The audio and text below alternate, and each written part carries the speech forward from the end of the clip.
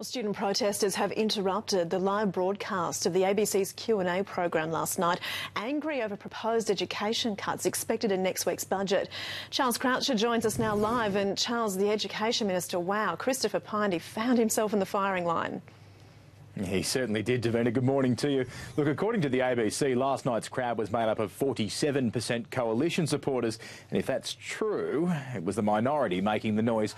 Producers forced to cut away to a pre-recorded musical performance after a sustained barrage of questions to Education Minister Christopher Pyne.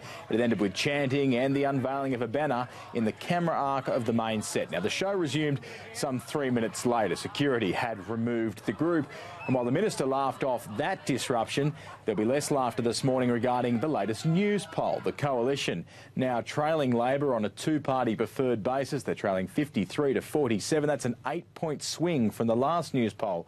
The coalition's primary vote has also taken a hit. It's 5 points down, and that's its lowest mark since the first Rudd government.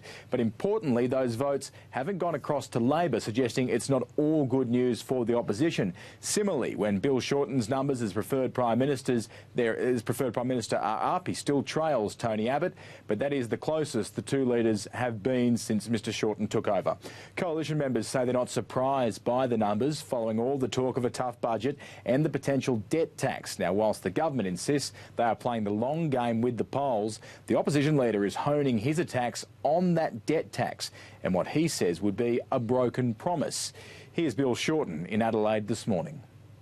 Having staked your reputation, Mr Abbott, on not breaking promises, introducing taxes, making it more expensive to go to the doctor, scaring the daylights out of pensioners, this is broken promise territory and we will hold you to account.